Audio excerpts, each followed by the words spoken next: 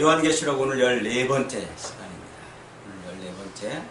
일곱 인을 지금 세 번째 설명을 하고 있는 거예요. 오늘은 붉은 말, 그리고 검은 말, 청황색 말에 대한 설교를 하는데, 이 세 가지를 다 설교하기는 좀 어려울 것 같아요. 시간상. 오늘은 시간이 되는 데까지만 이 말들을 좀 설명을 좀 해보겠습니다. 자, 요한계시록은 전체 몇 덩어리로 구분할 수 있다고요? 7덩어리. 요한계시록은 이 7자를 굉장히 좋아해요. 그리고 이 7이라는 숫자를 통해서 알려주고 싶은 상당히 많은 내용들이 들어있어요. 그래서 아주 정형적으로, 아주 조직적으로 이 7이라는 숫자를 쓰고 있어요. 그 7이라고 하는 숫자의 이 메타포가 뭐냐면 완전수, 충만한 수라는 뜻이거든요. 그러니까 완전하고 충만한이라는 그 뜻을 가지고서 이제 이 7이라는 숫자를 여기저기 갖다가 잘 쓰고 있어요. 자, 그 7덩어리, 7덩어리로 요한계시록을 이렇게 나눈다는 것도 요한계시록이 완전한 책이고 충만한 책이다 하는 것을 말해주려고 그러는 겁니다. 자, 그 다음에 요한계시록이 이제 1장부터 3장까지 한 덩어리, 4장, 5장이 또 한 덩어리, 그 다음에 6장부터 16장까지가 또 한 덩어리. 요 구조를 잘 이해할 필요가 있어요.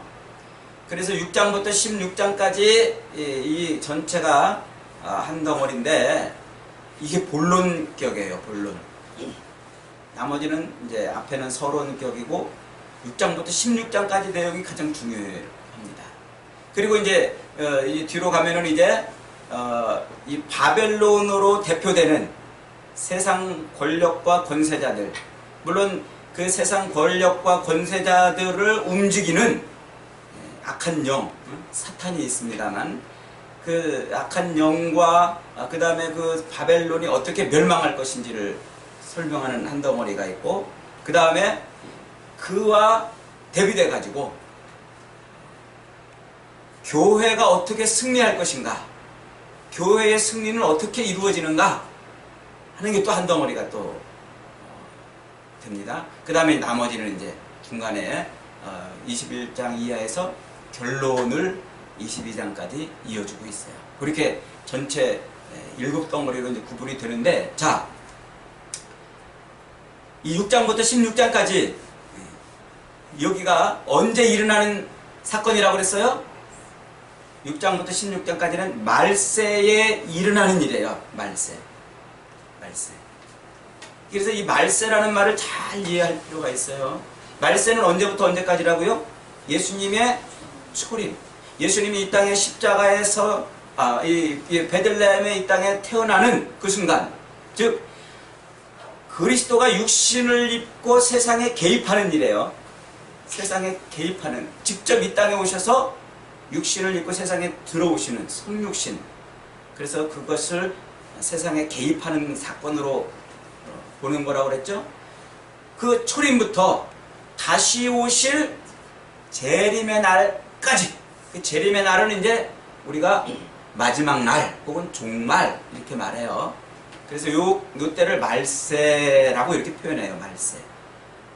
그러니까 지금 우리는 어느 시대를 살고 있는 겁니까? 바로 이 말세의 시대를 살고 있는 거예요. 말세 시대.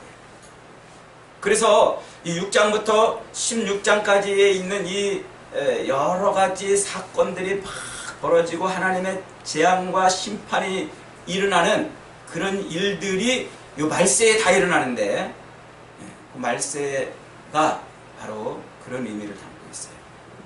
자, 그럼 이 6장부터 16장까지 일어나는 일들이 도대체 뭐냐?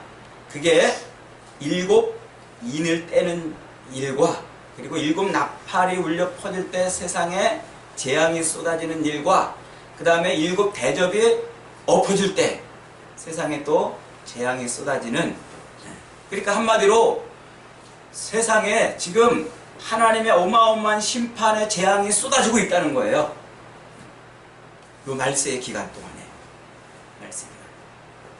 그래서 이 7 재앙, 7 인을 떼는 재앙이 7 인을 뗄 때마다 7가지 이제 그런 일들이 세상에 벌어지고, 또 7 나팔이 울려 퍼질 때, 나팔이 1번, 2번, 3번, 7번 울려 퍼질 때, 그때 또 재앙이 세상에, 나팔이 울려 퍼질 때 어떤 일이 벌어지고, 또 울려 퍼질 때 어떤 일이 벌어지고, 그래서 그렇게 재앙이 쏟아진단 말이에요. 그리고 그것이 끝난 다음에는 이제 또 대접이 엎어질 때 또 세상에 진노가, 하나님의 진노가 부어진단 말이에요. 자, 그런데 여기서 중요한 게 있어요. 중요한 게 뭐냐면, 요한계시록은요, 현재를 위한 책이에요. 현재. 지금 우리의 삶을 위한 책이에요. 앞으로 어떤 일이 벌어질 것인가에 대한 책이 아니에요. 이게 굉장히 중요한 얘기예요. 한번 따라합시다. 요한계시록은 지금 현재를 위한 책이다. 지금 현재를 위한 책이다. 이게 무슨 말이냐면, 요한계시록은 앞으로 어떤 일이, 세상에 어떤 일이 벌어질 것인가, 미래의 어떤 일에 대한 이야기를 하는 것으로 우리가 생각해요. 그래서 7인이 떨어지면 그 다음에 7 나팔이 울려 퍼지고, 그 다음에 7 재앙이 쏟아져가지고 점점 주님의 재림이 가까워올수록 어마어마한 일이 벌어진다, 이렇게 본단 말이에요. 요렇게 보는 것을 세대주의적 관점이라 이렇게 말해요. 그러니까 이 요한계시록을 시간 순서대로 어떤 일이 벌어지는 것으로 본다는 얘기예요. 물론 보수주의 학자들 가운데서도 상당히 많은 사람들이 그렇게 봐요. 그러나 그렇게 보면 해결되지 않는 문제들이 많이 있어요. 그런데 그 해결되지 않는 문제들을 그냥 슬그머니 덮어놓고 요한계시록을 해석을 해버려요. 그래서 해석이 자꾸 안 되는 거예요. 어렵게 되고. 세대주의자들, 그 세대주의자들 중에 특별히 이단적 세대주의자들이 있어요. 이단적 세대주의자들. 옛날에 이장님의 그 다미선교회, 다가올 미래 선교회, 다미선교회가 있었잖아요. 그래서 1992년 9월 28일인가 10월 28일 날 예수님 재림한다고 그래가지고 한번 우리 사회를 혼란하게 했던 적이 있잖아요. 요즘에 또 그런 얘기를 하는 사람이 있어요. 어떤 청년인데, 안식교 출신 청년인데 2030년 4월 18일 날 예수님 재림한대요. 그래서 이제 그 예수님이 재림하는 증거로 오늘이 지금 며칠입니까? 5월 19일이죠. 오늘부터 한 일주일 정도 세상이 어두워지는 사건이 벌어질 거래요.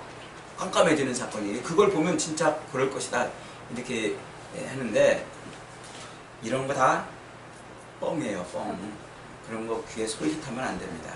자, 그러니까 다른 말로 말하면 요한계시록은 시간 순서대로 앞으로, 지금부터 앞으로 예수님이 재림하실 때까지 어떤 일들이 점점 벌어지고, 하나님의 재앙이 하나님의 심판이 점점 강해져가지고, 마지막 아마겟돈 전쟁에서 뻥 터져가지고, 진노의 불이 떨어지면서 우리 그리스도인들 중에 일부는 다 구원받고, 일부는 그 고난 속에서 고난을 견디다가 또 나중에 구원받고, 뭐 이런 식으로 설명을 한단 말이에요. 이게 왜 그러냐면, 이 요한계시록을 시간 순서대로 일어나는 일이라고 이해를 하고 있기 때문이에요. 다시 말해서 말세라는 이 개념을 잘 이해하지 못했기 때문에 그래요. 말세. 자, 이런 예를 한번 여러분에게 드려보겠습니다. 성경에서 제일 오래 산 사람이 누구죠? 무드셀라. 몇 살까지 살았어요? 969살까지 살았어요. 무드셀라 아버지가 누구예요? 네, 오래 산 사람은 아는데, 무드셀라. 이 무드셀라의 아버지가 에녹이에요. 에녹. 그런데 에녹은 성경에서 죽음을 맛보지 않은 두 사람 중에 한 사람이에요. 그죠? 하나는 엘리야가 죽음을 맛보지 않았고, 에녹이 처음 이제 죽음을 맛보지 않은 사람으로 등장하는데, 하나님이 에녹에게 그렇게 말씀하세요. 야, 너 아들을 낳거든. 그 아들의 이름을 무드셀라라 지어라. 그러신 거예요. 무드셀라라는 뜻이 뭘까요? 이 아이가 죽으면 세상에 심판이 시작된다. 이런 뜻이에요. 이 아이가 죽으면 세상에 심판이 오는 거예요. 하나님의 심판이 온다. 하나님이 에녹에게 지금 뭐라고 이름을 지으라고 그랬냐면, 야, 너에게 아들을 줄 건데 그 아이의 이름을, 이 아이가 죽으면 세상에 심판이 온다 라고 짓거라. 그래서 에녹이 아들의 이름을 무드셀라라고 지어요. 자, 그러면 질문 하나 드릴게요. 에녹이 하나님께로부터 이 아들이 죽으면 하나님의 심판이 온다라는 그 이야기를 듣고 안심하고 평안하게, 하나님의 심판이 임하기 전 안심하고 평안하게 살 수 있는 날은 언제까지일까요? 걱정 근심, 심판에 대한 걱정 근심 안 하고 사는 날은 언제까지일까요? 네? 무드셀라가 죽는 날까지? 가 아니고 무드셀라가 태어나기 전날까지예요. 그 무드셀라가 태어나면 이름을 뭐라고 지으라고요? 이 아이가 죽으면 세상에 심판이 임하리라 라고 그랬잖아요. 그러니까 무드셀라가 태어나는 그 순간부터는 이제 이 아이가 죽으면 세상에 심판이 오니까 언제 죽을지 모르잖아. 그죠? 이 아이가 태어나면 그때부터 불안한 거예요. 이게 오늘 죽을지 저게 내일 죽을지. 그런데 아이가 태어나기 전날까지는 하나님의 심판이 임하지 않으니까 그때까지는 뭐예요? 평안이에요. 평안. 두려움 없이, 걱정 없이, 하나님의 심판에 대한 두려움과 걱정 없이 지낼 수 있는 평안의 기간이에요. 이해가 되시죠?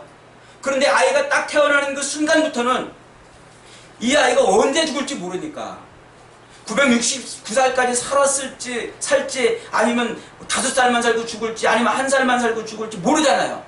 태어나는 그 순간부터는 하나님의 심판이 임하는 거예요. 이해가 되시죠? 그래서 이 무드셀라가 태어나는 그 순간부터는 세상에 하나님의 심판이 이제 임하는 거예요. 똑같아요. 예수님께서 이 땅에 초림, 이 땅에 오시는 그날, 베들레헴 말구에 태어나는 그 순간부터는 하나님께서 세상을 심판하시고 하나님의 백성들을 구원하시는 일이 본격적으로 시작이 되는 거예요. 시작이. 그러니까 예수님이 태어나시기 전까지는 하나님의 세상을 구원하시는 그 구원 사역이 본격적으로 시작이 안 됐어요. 이제부터 본격적으로 됐어요. 시작됐어요. 근데 이게 언제 끝나요? 언제 끝나요? 몰라요, 아무도. 예수님이 재림하시는 그날은 아무도 몰라요. 천사도 모르고 아들도 모르고 누구만 알아요? 오직 아버지만 알아요. 아버지만. 그러니까 이 예수님이 초림하는 이 순간부터 다시 오실 재림 때까지는 누구도 모르는 거예요. 이 날을 누가 안다고 뻥치는 순간, 응? 하나님은 그가 뻥친 그 날을 바꾸실 거예요. 아무도 몰라야 되는데 알았으니까 바꿀 거예요. 아무도 모르세요. 심지어 아들도 모른단 말이에요. 예수님이 다시 오시는 그날은 오직 아버지만 아세요. 이 날은 아무도 몰라요. 아무도 모르게 돼 있어요.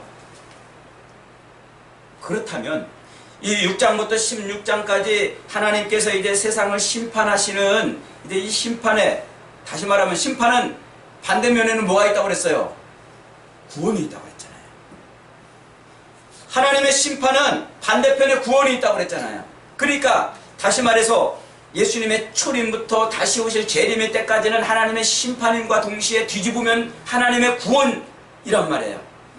그러니까 그 하나님의 심판과 구원이라고 하는 이 동전의 양면 같은 하나님의 일, 섭리가 언제 종결될지 아무도 모르는 거예요. 아무도. 그래서 깨어있으라고 그러는 거예요. 그러니까 언제 종결될지 모르는 그 모르는 상황 중에서 6장부터 16장까지 이런 일들이 벌어지는데 그 일들을 우리가 쭉 보면서 여기 점점 가까워오네 가까워오네 이렇게 우리가 알 수 있을까요? 알 수 없게 돼 있단 말이에요. 그걸 안다고 이 징조를 보면 이제 주님이 가까울 거야, 이 징조를 보면 아직 좀 멀었을 거야 라고 판단하고 해석하는 자체가 잘못이에요. 이해가 되시죠? 그러니까 무슨 말이냐면 6장부터 16장까지 일곱 인을 떼을 때 세상에서 벌어지는 일과 나팔이 7번 울려 퍼질 때 세상에서 벌어지는 그런 일과 대접이 엎어질 때 세상에서 7번 벌어지는 그런 일은 시간적인 순서대로 이루어지는 일이 아니라 그 세 개가 동시에 같이 일어난단 말이에요. 언제까지? 주님이 재림하실 때까지 동시에 같이 일어나요. 그래서 이것은 시간적 순서를 기록한 것이 아니라 논리적인 표현이에요. 논리적 표현. 좀 어려운 말이 나왔습니다만은 논리적 표현이라는 말이 뭘까요? 제가 이제 요한계시록 이 책을 지금 쓰고 있는데, 원고를 쓰고 있는데 굉장히 많이 써놨다가 지금 상당히 많이 다시 바꾸고 있어요. 왜 바꾸고 있냐면 요한계시록은 제가 여러분들한테 설교할 때 뭐라고 했어요? 요한계시록은 쉬운 책이다 그랬잖아요. 근데 쉬운 책이라고 해놓고서는 막상 제가 원고를 보니까 어렵게 써놨어.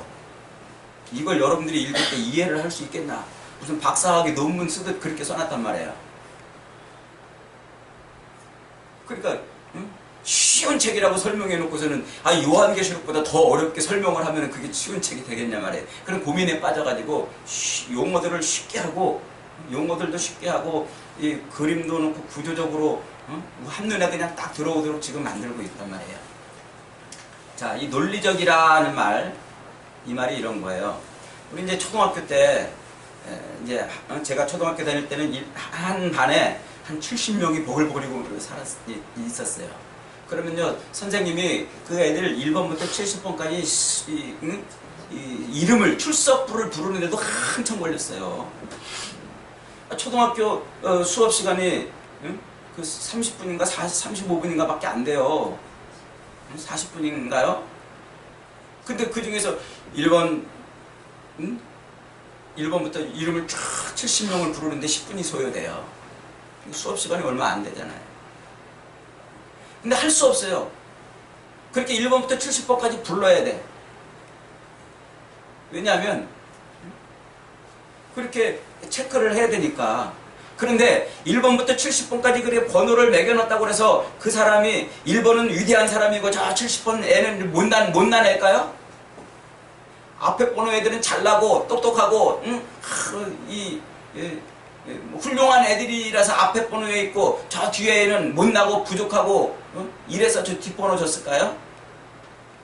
아니죠. 그냥 아이들을 관리하기 편하려고 번호를 매겨놓은 것 뿐이에요. 모두가 다 똑같아요. 모두가 다 똑같아요. 다 인격이 똑같고 다 사랑받아야 될 대상들이고. 그런데 선생님이 1번부터 70번까지 한꺼번에 출석을 순식간에 1번 이름부터 70번 이름까지 한꺼번에 다 부를 수 없으니까 하나씩 불러야 돼요. 이걸 논리적 순서, 일의 논리적 순서 이렇게 표현해요. 근데요 제가 대학교 1학년 딱 입학했는데 출석 부르는데 한 방에 부르시는 교수님이 계시더라고요. 출석 부르는데 한 방에 교수. 이분은 출석 한 4, 50명 되는 학생들 출석을 할 때 그 아이들을 이름을 일일이 쫙 불러서 대답하게 하는 그 시간을 절약하려고요. 애들한테 자기 지정석에 딱 첫 시간에 딱 앉혀놓고 거기는 이제 여러분들이 이 한 학기 마칠 때까지 여러분 자리입니다. 그리고서는 종이에다가요 딱 이 학생이 어디 앉아있는지 빈자리는 어딘지 그걸 탁탁탁탁 이렇게 적어놓고 딱 수업 딱 들어가서 교탁에 딱 해서 그 종이 하나 딱 펴고서 탁 보고 끝. 안 불러요.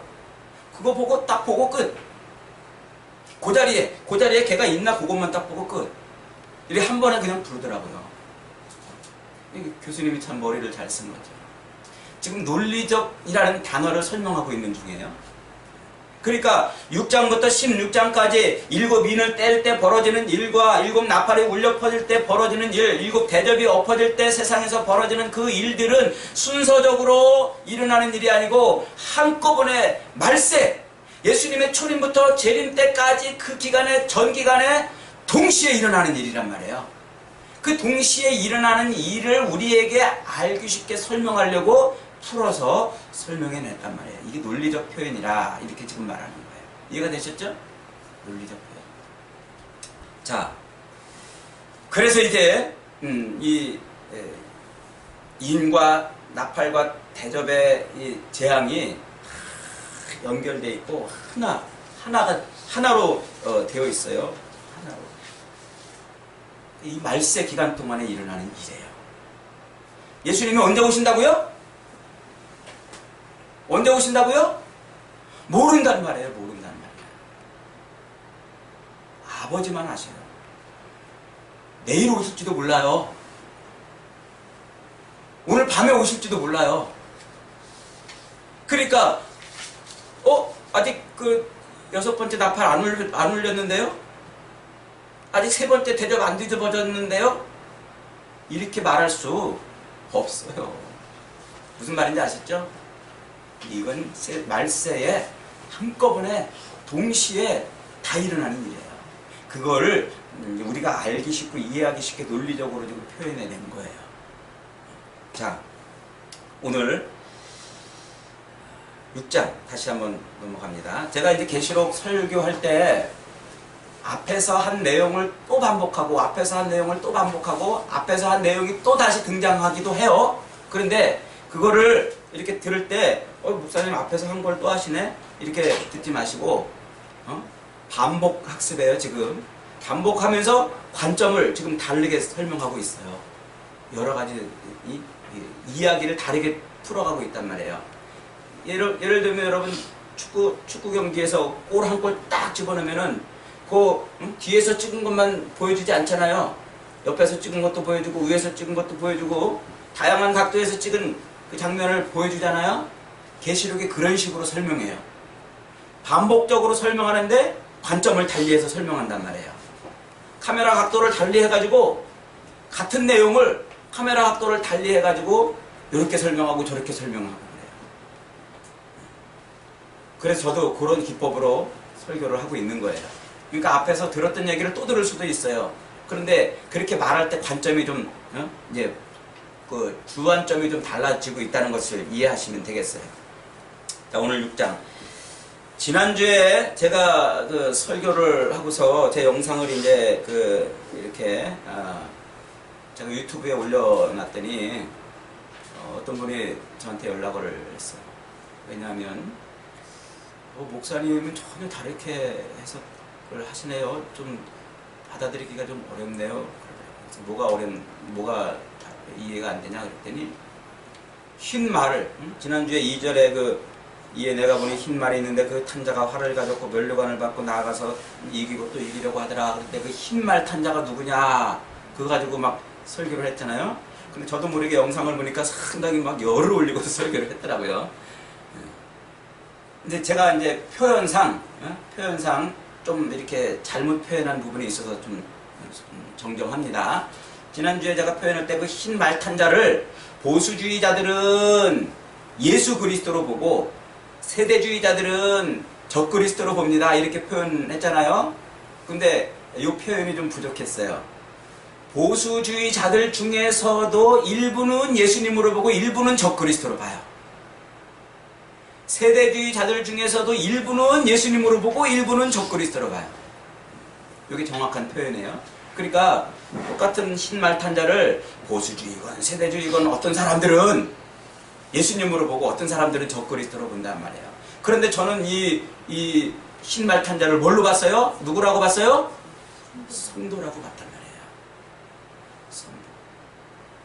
성도라고 본 이유를 이제 지난주에 설명을 드렸어요. 오늘은 더 설명하지 않겠습니다. 시간상 이제. 그리고 이것을 예수 그리스도로 볼 거냐 혹은 적그리스도로 볼 거냐 혹은 성도로 볼 거냐 하는 것은 해석상 조금씩 관점이 달라지기 때문에 뭐 다르게 볼 수도 있습니다만은 이것이 요한계시록 전체를 보는데 굉장히 중요한 사건은 아니에요. 중요한 해석은 아니에요. 이 흰 말을 어떻게 보느냐 하는 것은요. 그러나 성도로 보는 것이 더 정확하고 맞아요. 왜냐하면 예수님일 수는 없어요. 예수님이 지금 인을 뗄 때 그 인을 뗄 때 세상에서 벌어지는 일인데 그 속에 예수님이 들어가서 흰말 타고 또 나와요? 그 논리적으로 맞지 않죠?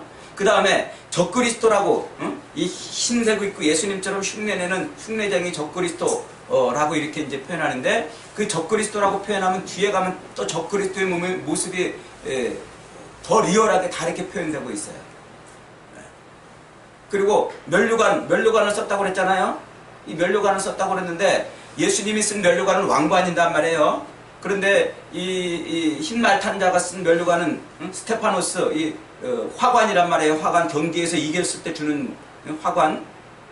관 종류가 다른데 그 다르니까 이게 지금 이 적그리스도가 예수님을 흉내내는 적그리스도가 쓴 관일 것이다 이렇게 보는데 아니에요. 뒤에 가면은요. 요한계시록 뒤에 가면 적그리스도가 예수님이 쓴 관 같은 똑같은 관을 써요. 통치자의 관. 이게 그러니까 화관을 쓰는 존재로 나타나지 않는단 말이에요. 그 다음에 흰색, 흰말, 하얀색은 이 성경에 이제 많이 등장하지 않는 단어예요. 특별히 스가랴서 1장이나 혹은 6장이나 이런 데 한 두어 번 등장하는데 거기서 등장하는 흰말을 가지고 이 흰말을 이 심판을 대행하는 자로 설명하기에는 부족해요. 그 그림을 갖다 쓰고 있지 않아요. 그래서 흰말은 성도들인 거예요. 흰색이 구원받은 성도들을 표현하고 거룩한 백성들을 표현할 때 쓰는 거거든요. 자, 오늘은 3절입니다. 둘째 인을 떼실 때에 내가 들으니 둘째 생물이 말하되 오라 하니 이에 다른 붉은 말이 나오더라. 그 탄자가 허락을 받아 땅에서 화평을 제하여 버리며 서로 죽이게 하고 또 큰 칼을 받았더라 그랬어요. 누가 나왔다고요? 붉은 말을 탄 자가 나왔다 그랬어요. 이 붉은 말을 탄 자는 나와가지고 땅에서 뭐를 제하여 버린다고요? 뭐를 제하여 버린다고요? 화평을 제하여. 이 불다라는 표현은요, 피를 의미해요. 피를 상징해요. 그러니까 칼을 가지고 나왔잖아요. 그러니까 이 피 흘리게 하고 다투게 하고 분열하게 하고 싸우게 하고 갈등하게 하고 세상의 폭력과 테러와 전쟁들이 이곳에서 나와요. 그러니까 악한 영이 이 두 번째, 세 번째 인을 딱 뗄 때 악한 영이 등장해가지고 이 붉은 말을 탄 자를 통해서 그를 통해서 세상에 이런 전쟁과 테러나 혹은 이런 피 흘리는 일들을 하게 한단 말이에요. 피 흘리는 일들을. 그가 등장해가지고 세상에 피 흘리는 일들을 하게 한단 말이에요. 그래서 디모데후서 3장 1절에 보면은 바울이 아들 같은 디모데에게 뭐라고 편지를 주냐면은 말세에는 고통하는 때가 이르리니 이렇게 표현해요. 그러니까 말세는 예수님의 초림부터 다시 언제 오실지는 모르지만 그 다시 오실 때까지는 고통하는 때가 이른다는 말이에요. 그 고통을 누가 느껴요? 지금 현재 우리 삶을 살고 있는 사람들이 느끼지 태어나지도 않은 사람이 느끼는 거 아니에요. 죽은 사람이 느끼는 거 아니에요. 그래서 계시록은 현재를 위한 책이란 말이에요. 지금 저와 여러분을 위한 책이란 말이에요. 그런데 지금 저와 여러분이 사는 시대에 어떤 일이 벌어진단 말이에요? 전쟁과 테러와 분열과 갈등과 싸움, 피 흘리는 일들이 세상에서 끊임없이 일어난단 말이에요. 언제까지? 예수님 재림하실 때까지. 그러니까 세상에 평화, 세상에 무슨 뭐 전쟁이 없는 나라는 기대할 수 없어요. 악한 영이 그렇게 세상에 이 붉은 말 탄 자를 조종해가지고 그런 일들을 하게 한단 말이에요. 그런 일들. 자, 그런데 거기 보니까 이 붉은 말이 허락을 받아. 이 다른 붉은 말이 나오더라. 그 탄자가 허락을 받아. 그 허락은 이제 하나님께로 허락을 받았다라고 이렇게 해석을 하기도 하고, 사탄에게 허락을 받았다 이렇게 해석을 하기도 해요. 그러나 뭐 중요하지 않아요. 누구의 허락을 받았든지. 우리가 이제 통상적으로 하나님이 세상 모든 것을 통치하시니까 하나님의 허락을 받았을 것이다. 욥기서에도 보면은 그 사탄이 하나님의 허락을 받아가지고 일을 하는 거 보니까 그렇게 볼 수 있겠다고 이제 보는데, 뭐 그렇게 볼 수도 있어요. 중요한 건 그가 위임을 받았단 말이에요. 그래서 그 존재가 누구냐는 거예요. 그 붉은 말을 탄 존재가 누구냐면 세상에 등장하는 피로, 폭력으로, 자기 힘으로 자기 욕망을 채우려고 하는 자들이에요. 끊임없이 등장합니다. 끊임없이 등장해서 피와 살육으로 전쟁과 테러 등으로, 우리 어저께가 5.18 뭐 39주년인가 뭐 그랬다고 그러는데, 그런 일들이 세계 곳곳에서 계속 일어나는 이유가 뭐예요? 그것이 전쟁이나 폭력이나 자기 칼로 권력을, 자기 욕망을 채우려고 하는 존재들이 계속 드러난다는 말이야. 마귀가, 이 영적인 사탄 마귀가 그걸 계속 부추긴다는 말이에요. 부추겨요. 그래서 마태복음 24장에 한번 가보겠습니다. 마태복음 24장.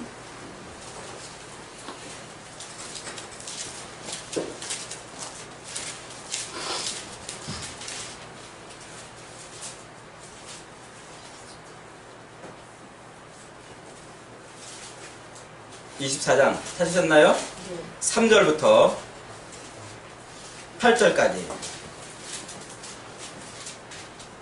같이 한번 읽겠습니다. 시작. 예수께서 감람산 위에 앉으셨을 때에 제자들이 조용히 와서 이르되 우리에게 이르소서 어느 때에 이런 일이 있겠사오며 또 주의 임하심과 세상 끝에는 무슨 징조가 있사오이까. 예수께서 대답하여 이르시되 너희가 사람의 미혹을 받지 않도록 주의하라. 많은 사람이 내 이름으로 와서 이르되 나는 그리스도라 하여 많은 사람을 미혹하리라. 난리 소문을 듣겠으니 너희는 삼가 두려워하지 말라. 이런 일이 있어야 하되 아직 끝은 아니니라. 민족이 민족을, 나라가 나라를 대적하여 일어나겠고 곳곳에 기근과 지진이 있으리니 이 모든 것은 재난의 시작이니라.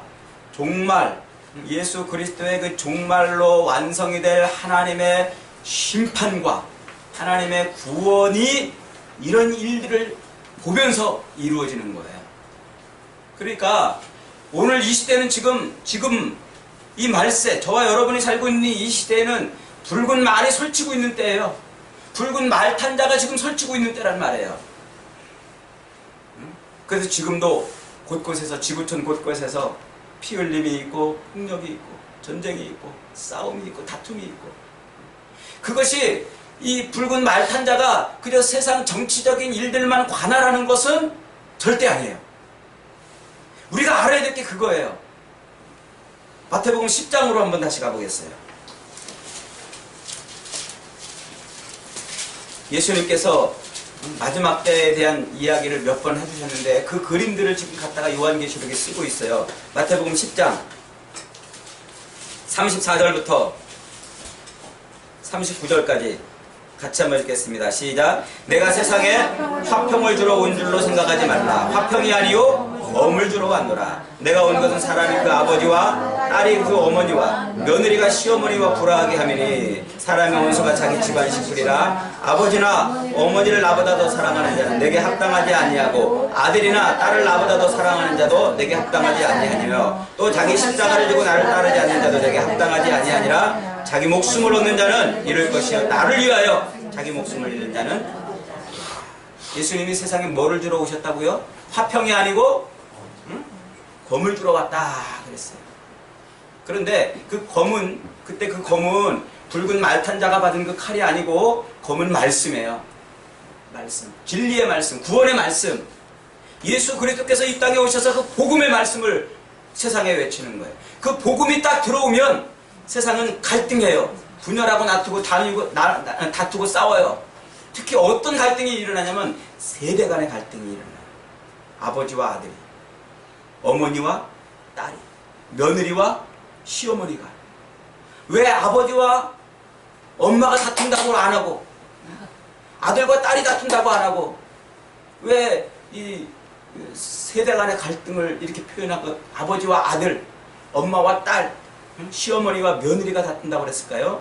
이게 세대 간의 갈등을 말하기 때문에. 그러면서 이런 갈등을 통해서 이제 이 갈등 속에서 뭘 붙들고 있는 자? 하나님의 진리의 말씀, 진리의 말씀, 그 복음의 말씀을 붙드는 자가 생명을 얻을 것이라는 거예요. 그 자에게 하나님이 뭘 주시는 거예요? 구원을 주시는 거예요. 구원.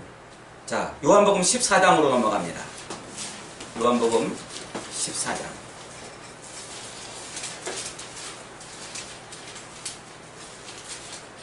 22절부터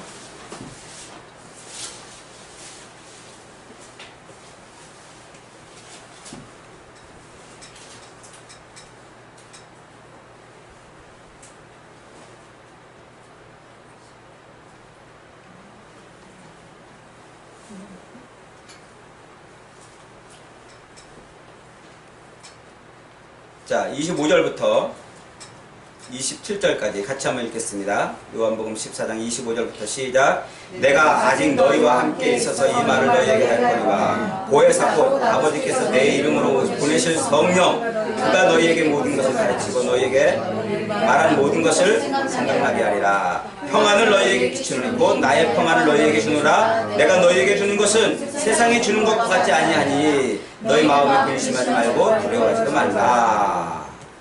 예수님이 마지막 십자가를 짊어지시기 전날 밤에 제자들과 마지막 만찬을 나누시면서 그들에게 뭐를 지금 전해주셔요? 내가 너희에게 평안을 주니 세상이 알 수도 없고 빼앗을 수도 없는 평안을 준다. 그러니까 이 말세, 하나님의 진노가 부어지고 하나님의 구원 백성들을 구원하시려고 키질에서 추수하고 이렇게 걷어들이는 것처럼 쭉정이를 날려버리고 그런 작업을 지금 하고 있는 이런 이때에 그 진리의 말씀, 그 복음의 말씀, 예수 그리스도를 붙드는 바로 그 사람, 그분에게 예수님은 뭘 주신다고요? 평안을 주셔요. 그러니까 붉은 말탄자가 나와가지고 이 세상을 두렵게 하고 불안하게 하고 염려하게 하고 막 그 살육과 전쟁과 이런 다툼과 싸움들이 일어나고 있는 처처의 곳곳에서 심지어는 가정에서 부모 자식 간에도 그런 갈등과 분열이 일어나고 있는 이때에 예수님을 붙드는 자에게 뭘 주신다고요? 평안을 주신다는 거예요. 그래서 이 말세를 살아가면서도 주님의 백성들은 평안을 누리며 살 수 있는 거예요. 가정이 막 세대 간의 갈등, 부모 자식 간에 막 그냥 갈등이 일어나는 그런 속에서도 뭘 누릴 수 있다고요? 평안을 누릴 수 있다. 제자들에게 너희에게 평안을 주노니 말씀하셨어요.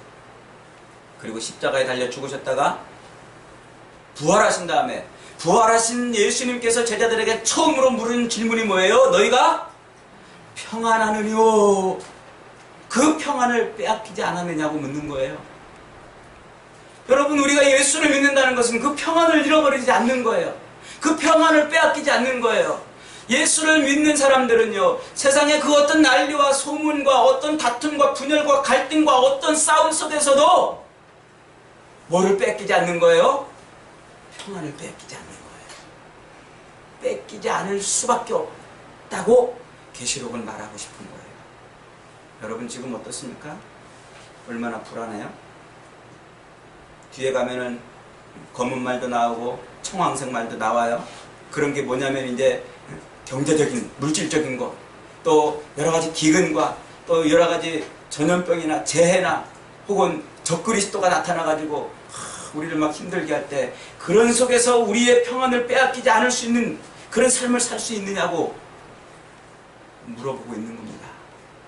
여러분, 예수 그리스도를 붙들고 사는 사람은 평안을 빼앗기지 않는 줄 믿으시기 바랍니다. 아멘. 예수 그리스도와 함께하는 사람은 이 말세에 주님이 다시 오실 그분을 바라보고 그분이 남겨주신 그 언약의 말씀을 붙들고 그 말씀을, 진리의 말씀을 붙들고 사는 성도는 세상이 난리를 쳐도, 세상이 먹을 것 같고 또 세상이 돈 같고 세상이 이런저런 것 가지고서 우리를 유혹하고 흔들어도 이 평안을 놓치지 않고 살 수 있는 줄 확신하시기 바랍니다.